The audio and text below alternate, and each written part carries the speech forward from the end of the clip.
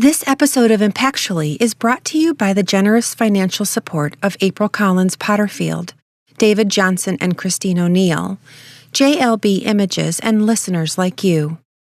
It's an encore presentation of one of Impactually's first and most listened to episodes.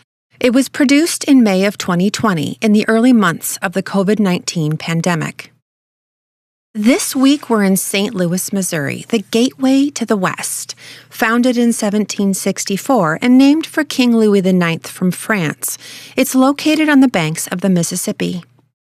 St. Louis is one of the last stops for pioneers in the 1800s as they traveled west on the Oregon Trail in search of a new life. Today, the city itself is approximately 66 square miles, with a number of local attractions that any good St. Louisian will boast about, like the iconic Gateway Arch, which at 630 feet is the tallest man-made monument in the Western Hemisphere, or the old courthouse, which was the scene of one of the most important cases ever tried in the United States, an emancipation suit filed by slave Dred Scott against his slave owner. It was a case that hastened the Civil War. In 1904, the Gateway City hosted both the St. Louis World's Fair and the games of the Third Olympiad, but because neither event allowed for an integrated audience, a number of local African American leaders called for a boycott. Ironically, that year, George Coleman Poage, a track and field athlete, became the first African American to ever win an Olympic medal, and not just one, but two. Like most cities in America, St. Louis is connected by neighborhoods, each with a unique character and style that adds something special to the regional patchwork of the city. Clayton, Central West End, Lafayette, Dogtown, and The Hill make up a fraction of them. The beauty of each and every area is rooted in the people who live there. Just like any neighborhood, these areas are sprinkled with folks who make it their mission to be stewards of their community. They look out for the well-being of others. Imagine for a moment, or maybe you don't have to, that a percentage of your neighborhood might be socioeconomically disadvantaged. That there are children who catch the bus near your house, who ride their bikes up and down your street, or maybe you don't see them much, who are hungry. With the amount of abundance in this country, it's hard to conceive that there are children that you might know who don't know where they're going to get their next meal. There's a woman in St. Louis who is that most important person in her North St. Louis neighborhood. She's a champion for the children who call Penrose home. And lucky for them, there's so much more to her mission than food. It's called Sweetie, and our story starts here. From the studios of Hum Productions, I'm Brooke Bechtold, and this is Impactually.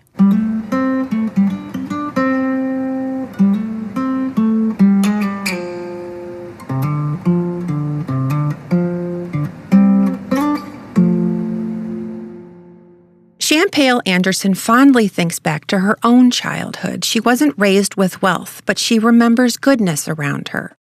She lives not far from where she grew up and describes her neighborhood as a beautiful place where people still take care of one another. But the effects of crime, poverty, and drugs are palpable.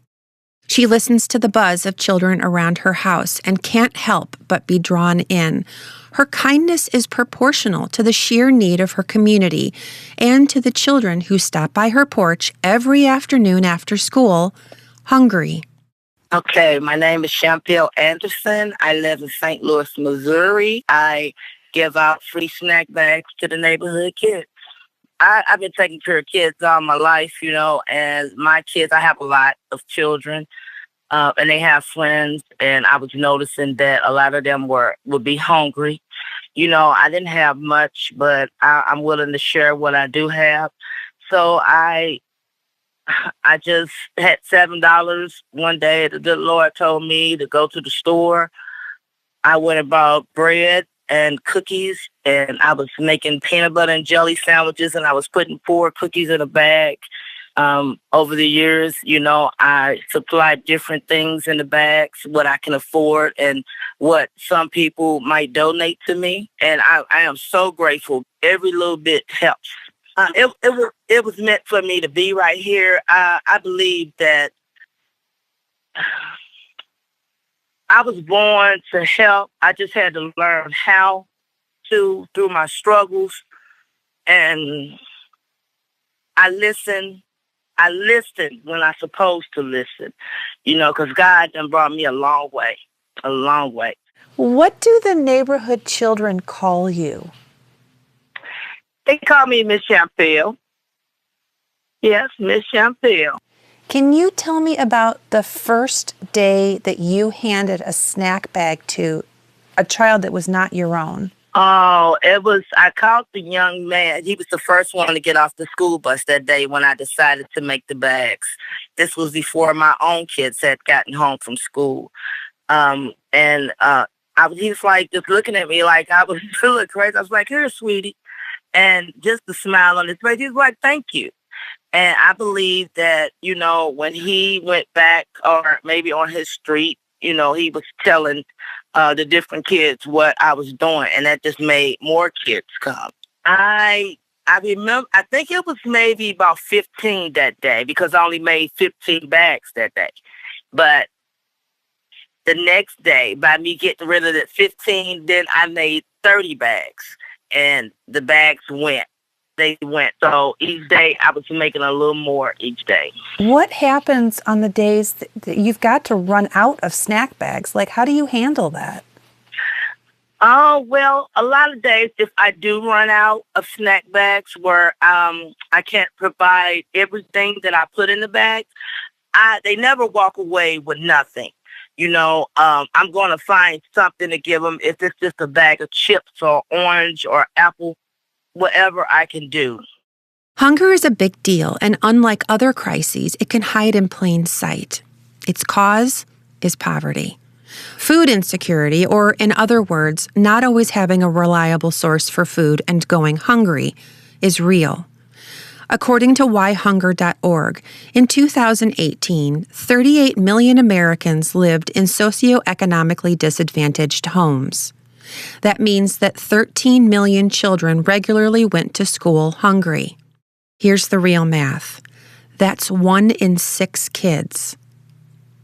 Champale named her grassroots organization Champ's Teardrops. I asked her why such a somber name for something that's making such a positive impact in her community, and her answer was perfectly sobering. She's heartbroken. She's sad to see what's happening in North St. Louis. Rising crime, hunger, and the lack of opportunities for kids just to be kids. Poverty is dictating the lives of so many people, and especially impacting the children. She didn't have much in her wallet, but she had enough love in her heart to do something about it. In her snack bags, you'll find a sandwich, peanut butter and jelly, turkey or bologna, a drink, fresh fruit and vegetables, a bag of chips, a cookie, and sometimes a treat. I asked if she had a secret to making her sandwiches so special. And I don't make the peanut butter and jelly sandwich the traditional way. So I think how do you do it? They like it. Well, what I do is I have a routine. I get me my big bowl, and I put my peanut butter in there. I put jelly in there. Sometimes I put a little honey in there, and I'll stir it up. I decided to do that because it was easier for me because, like I said, I have a routine, so I'll put a stack of bread in my hand and just get to slapping and making sandwiches. And I can make like 100 sandwiches in like 14 minutes. Can you really? Yes, and I look at the people that might come over and volunteer for me, and they look like they just have such a hard time, and I just be like, okay, now this is really, really simple. So now that I've been teaching, like my mom, be like, okay, my mom in there and she's making these sandwiches. I'm like, Mama, well, it's been 20 minutes. And I just go in there and I just go to work. But it's good. According to the National Education Association, nutrition plays major roles in childhood brain development. Especially in low-income students, hunger can impair a child's performance, behavior, overall attendance, and achievement in school. Obesity, including childhood onset, is an especially big problem for food-insecure families who live in areas where fresh, unprocessed, healthy foods are either unavailable or they're too expensive. This can lead to more serious health issues, and the circle of need widens and lengthens even further. And when kids can't succeed in school, well, they feel dumb and ashamed. Their self-confidence is tested at every turn, and far too often they give up. I can't do this. Without someone or something to motivate them, many drop out of school, and the cycle of poverty encapsulates into a younger generation. The National School Lunch Program was designed to stem the tide of these horrifying statistics and provide no or low-cost meals to children each school day. But children have to apply and qualify to participate, but many don't. When a child shows up at a cafeteria line hungry but without money, in many cases, they're either given something mediocre, often with little nutritional value, or they go without. And in today's reality during COVID-19, things have gotten even more difficult for a child facing hunger. Take some of the children in Champale's neighborhood and their surrounding areas. Just like your neighborhoods, many kids ride the bus to school. Remember, schools aren't open and buses aren't running while we're mandated to shelter in place. And if you map Penrose, you'll notice that the area is surrounded by Highway 70 and a number of large, busy roads that are not friendly to children crossing in search of food. They can't get to the schools to take advantage of these meal programs. It's a rough neighborhood right there, and it's a lot of kids over there. I really thought of this because we don't have any rec centers that are close to us. They have the drink center that just gives out bags in some of the schools, but a lot of those kids can't get to that location. So, I'm right here, in the center of everything. So there are no boys and girls clubs in your neighborhood. There's no community rec centers. There's none of that? No, there are, but they're so far away. A lot of kids, they can't. I'm closer to what do we close to? Matthew Dickey Boys Club. But it's maybe 10 blocks from me, and it's a big street to cross to get to there. So, like I said, the kids, I feel safer just giving it out to them here. And they don't have to run in the street or trying to get to there. And a lot of them, they put stipulations on what they do, and I don't. I don't make them sign papers and stuff like that, because it's not about that. It's about you needing this, and I'm here to help. During the pandemic, she's finding ways to get her world-famous sandwiches and snacks to kids by expanding her neighborhood reach. These days, she's passing out upwards of 400 bags a day, and she's now serving meals. I do serve hot meals. And, I have parents that come down. They'll come and help me volunteer, because on Fridays, I do it for everybody, not just the kids. Most of the people I'm serving now are the homeless people that around in the neighborhood, and they look forward to it. I just make up the bags and I'll set them outside, for them to pick them up. I get fruit. I'll just put it out there. They can get as many as they want, because unfortunately, we have somewhere to live. They don't. So, practicing social distance is not an option for them, because they're out here. And where do you serve this? In your house? No, I serve it outside. I have 2 tables. I'll put those together, put some tablecloths on it, set up my little area, and it's like a line. And people ride. My street is really busy. It's a very busy street. So I have people that pull up on me that are so grateful about what I'm doing. And that's all I want. Come on, let's all work together, because we all we have. They're out here and they need help just to survive. And I want them to know that they can come here too. It's just not about just for the kids, because we all need to help each other right now. And I wish I could provide more. I asked Champale if she has help with all of this, and she says she has some wonderful volunteers, including her mom and her sister. For the first 5 years, she paid for all of this out of her own pocket. But the biggest boost came in August of 2019, when her daughter created a GoFundMe page for Champ's Teardrops.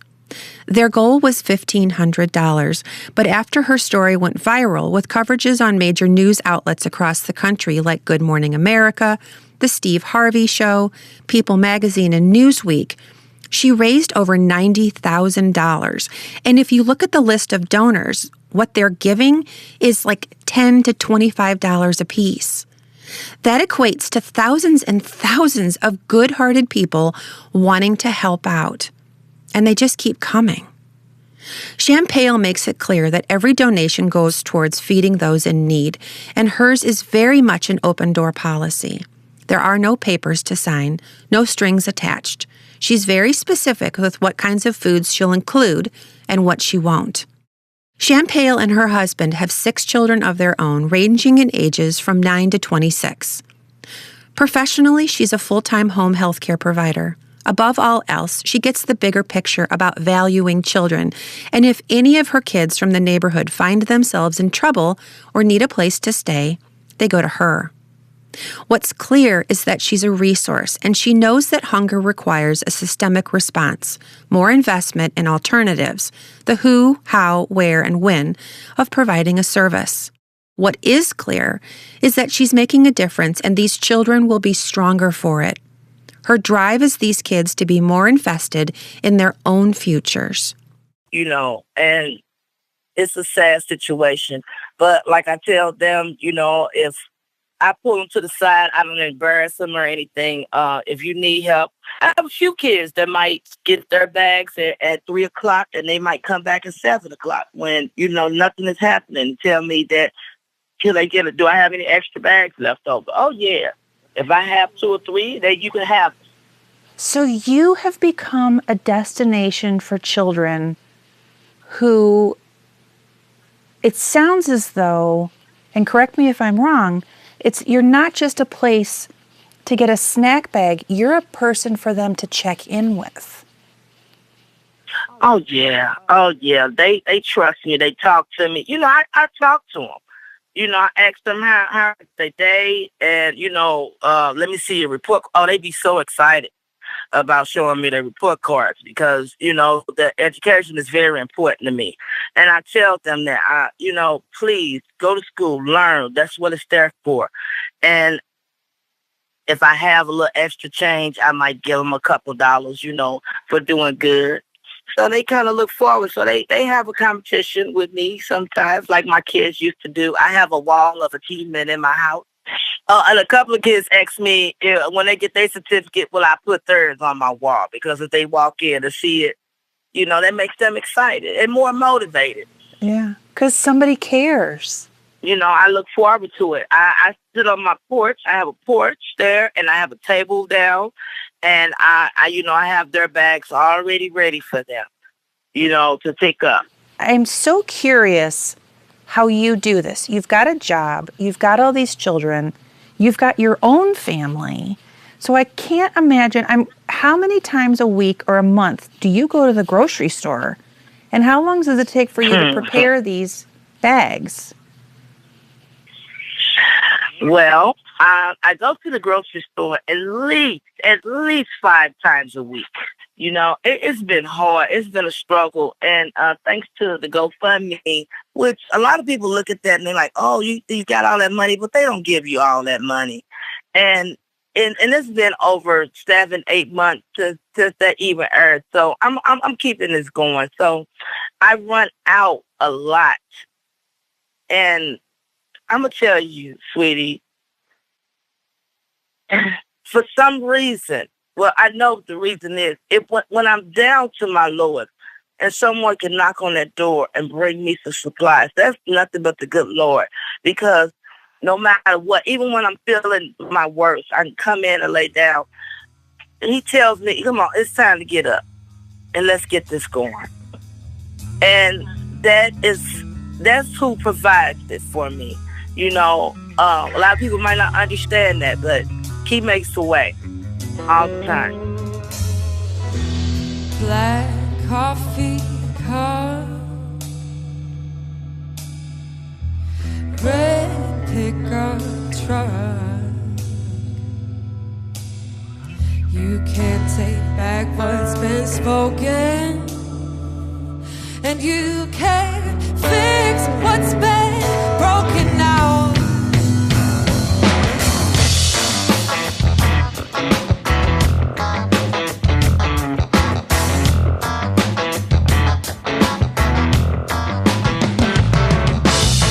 When the shadows meet me at the morning star, and the sun sinks low in my heart, are you out there? Are you out there dreaming of me? Are you out there, baby? Are you out there? Are you out there dreaming of me? Oh, are you out there?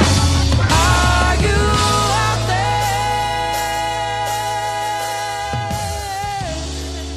We hope you're enjoying this episode of Impactually. Hum Productions is a registered 501c3 media collaborative that uses the power of storytelling to strengthen communities. Through the incredible work of our guests, we connect people, resources, and opportunities, building trust and fostering empowerment. You make this possible. Visit our website, sign up for our newsletter, and click the donate button to support the mission. Follow us on social media and nominate a changemaker in your community. Together, we can amplify stories, build connections, and create a more united America. Thank you for your support. The cost of hunger in the U.S. is perfectly staggering. According to the Hunger Report, hunger and food insecurity drives up healthcare costs to the tune of over $160 billion annually. We asked Dr. Amanda Jacobs, an adolescent pediatrician in New York, to weigh in. She says, and I quote, "Hunger or food insecurity in children and adolescents has far-reaching repercussions, well beyond childhood. Food insecurity has been linked to poor school performance, a number of mental health issues like anxiety and attention deficit hyperactivity disorder, as well as physical effects like asthma, weakened immune systems, even obesity." Champale and I talked about why this is happening. A lot of people would assume what's going on in socioeconomically disadvantaged areas all across this country is because of drugs or urban gangs. She says it is not about that at all. The working poor and families who utilize charitable food programs must make some pretty difficult choices to meet their basic needs. In her words, and I quote, "A lot of us can barely pay our bills. If there's enough money to build new buildings, then there's enough money in this world to provide this." And with the pandemic, school districts are now scrambling to continue meal services, as school food service workers are falling ill to the virus themselves.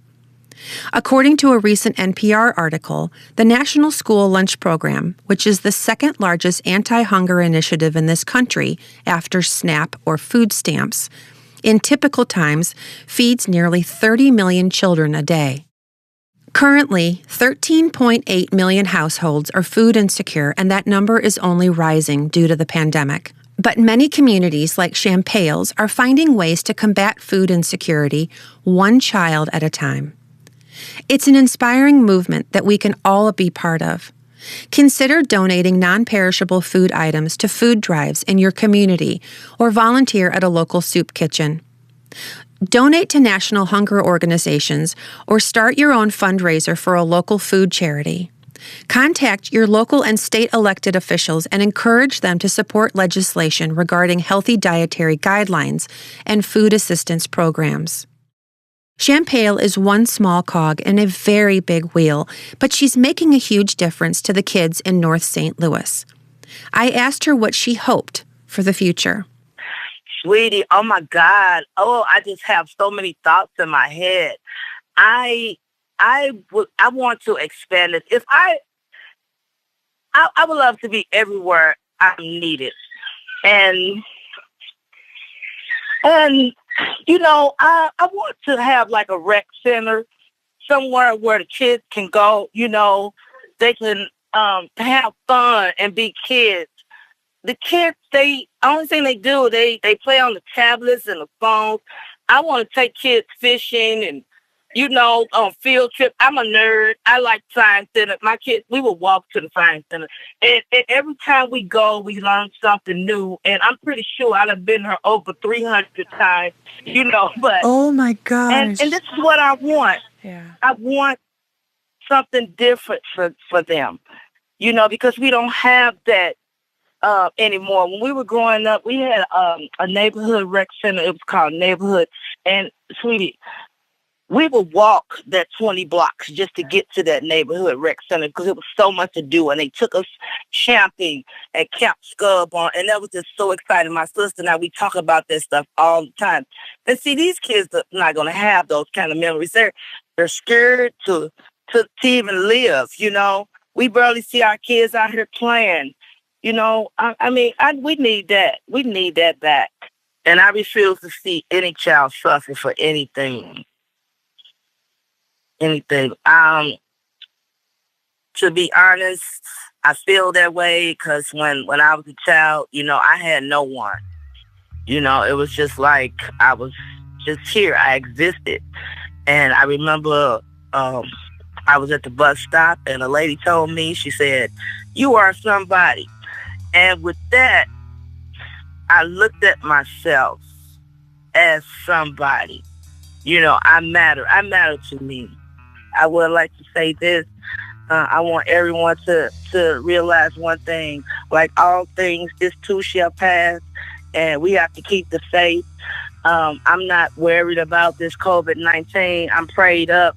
I trust in the Lord, and I just want everyone to just stay happy and focused and faithful. And God bless everyone. Impactually is created and produced in cooperation with Hum Productions. Financial support for the show is provided by April Collins Potterfield, David Johnson and Christine O'Neill, JLB Images, and listeners like you. To learn more about Hum, become a sponsor, or stay in the know about what's coming up, visit our website, sign up for our newsletter, and click the donate button to support our mission. Our web address is hum, that's HUMM, productions.org. We'd like to extend our sincerest thanks to our guest, Champale Anderson. We have links to Champ's Teardrops GoFundMe, some photos, and her interview with Steve Harvey on our website. We also appreciate Dr. Jacobs for her medical commentary and participation. Special thanks to Hannah Rose and the Gravetones for providing their song, Are You Out There, for this episode. A link to Hannah's website can be found in our show notes, and their music is available on all major streaming platforms.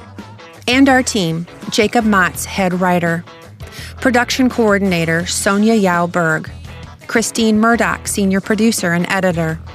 Director of operations, Jack Bechtold.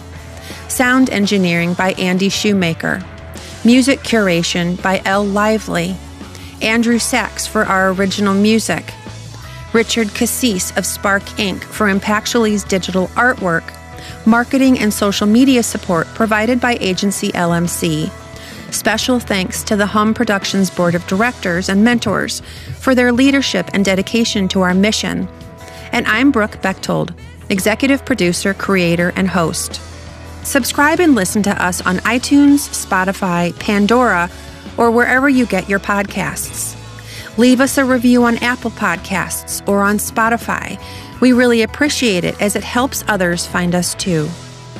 We would love to hear from you, so send us an email or find us on social media. Pitch us ideas about people who you think would be great to have on our show. Maybe it's even you. We'll be back soon with another extraordinary episode. Everyone has a story. Share.